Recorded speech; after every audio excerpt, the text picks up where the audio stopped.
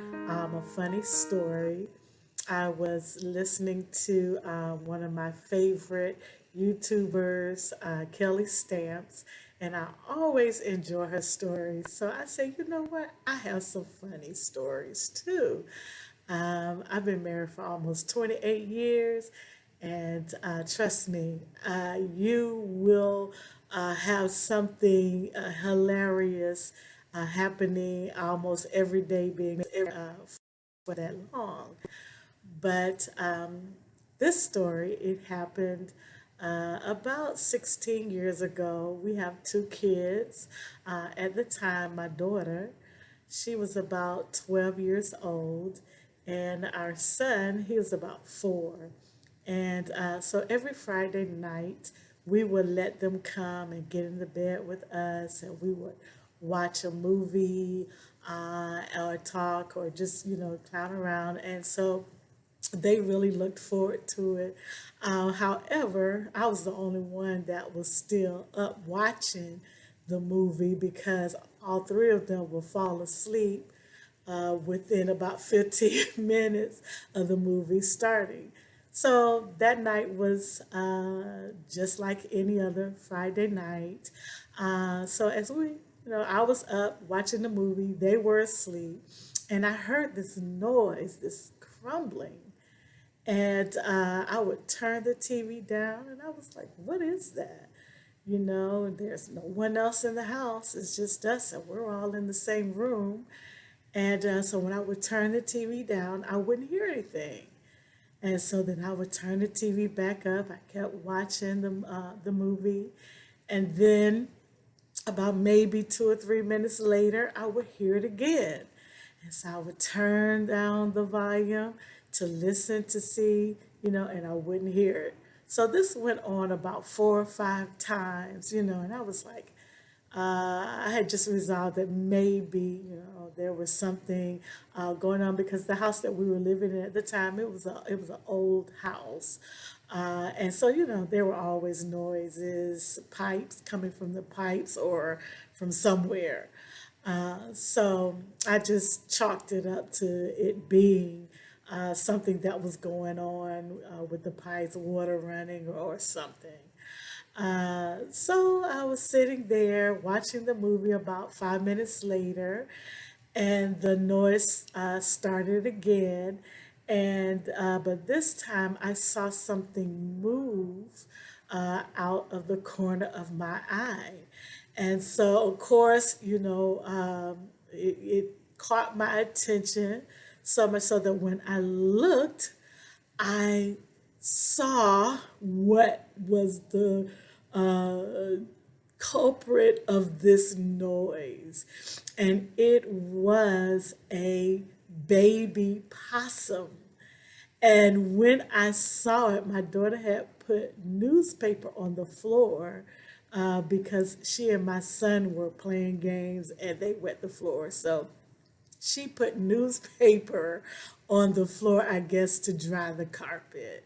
And so the noise that I kept hearing was the possum that was walking on top of the newspaper.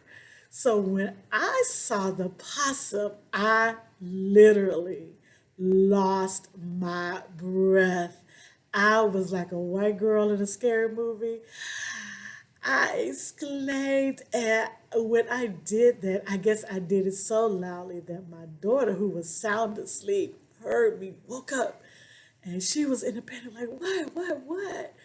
And so when I finally regained my composure and was able to talk, um, I was like, there's a possum in the house. There's a possum in the house.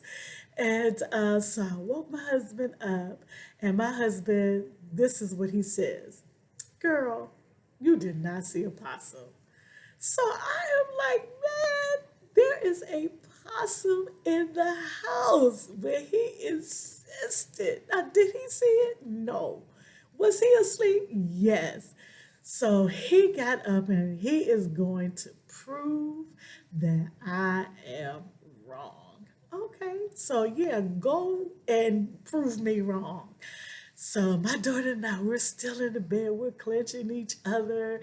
We're scared to move, everything. And so my husband, he gets up, he goes downstairs, and he's looking everywhere. He goes downstairs in the basement. And while he was down there, he discovered that he left the back door to the basement open. Now, what is that about?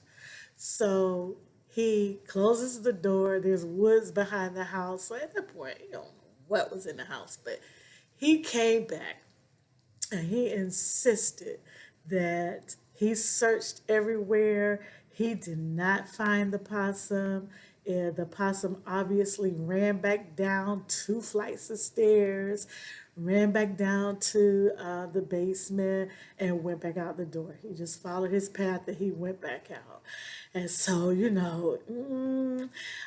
daughter and I was still, okay, but he insisted. I searched all over. I looked everywhere. The possum's not in the house. The possum's not in the house.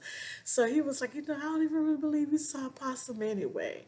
Okay, so, we really didn't get much sleep that night. And by the way, my son never woke up. He stayed asleep. He didn't know anything. All that loud noise, he did not wake up at all. And so, okay, so morning comes, and it's still on my mind. I just had that feeling. I think that possum is still in the house. I just do not believe that possum was able to go back down 2 flights of stairs and get out the house before, my husband got to the back door. Okay, so one of my girlfriends said, "Hey, I'm coming over." I was like, "Good, come over, good girl. I got something to tell you." So my girlfriend Carla, she comes over to the house, and I'm telling her, this story, and my husband is insisting. My wife is tripping. She did not see a possum. I don't know what she saw, but it wasn't a possum.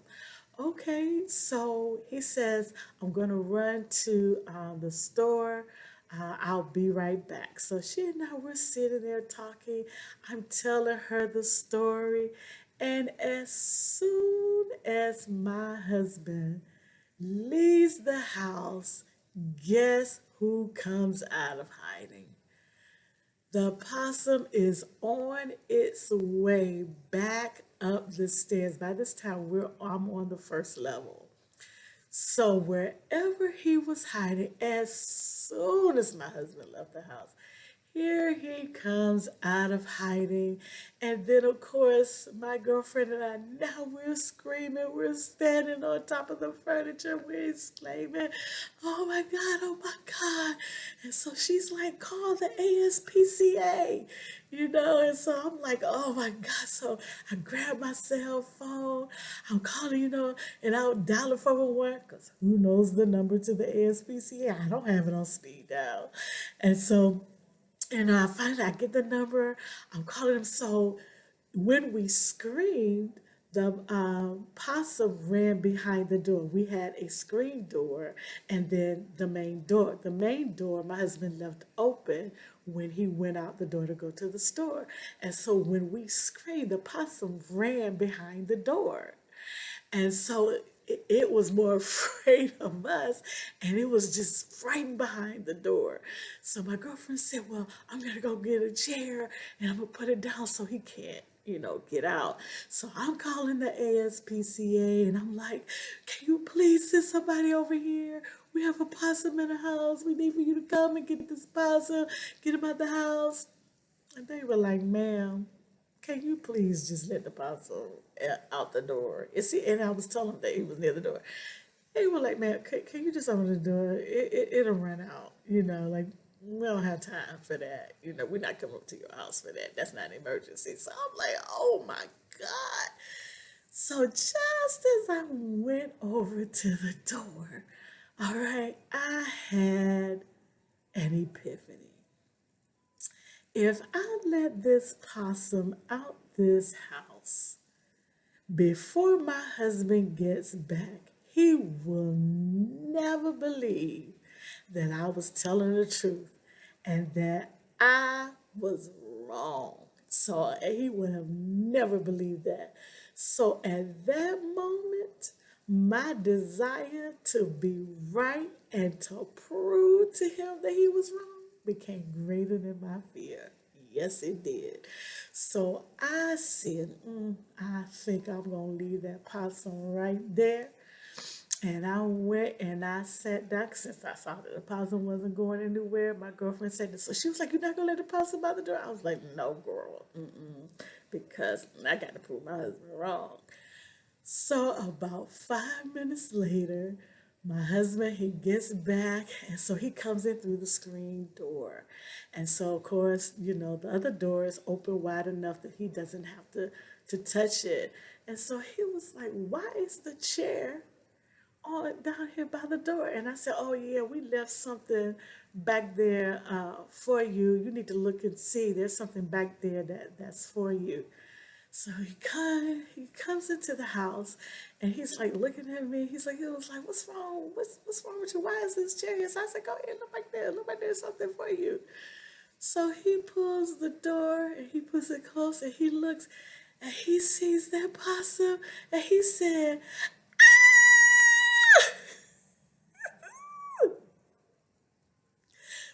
such satisfaction. It was so good. Moral of the story, when I tell you something, believe me the first time.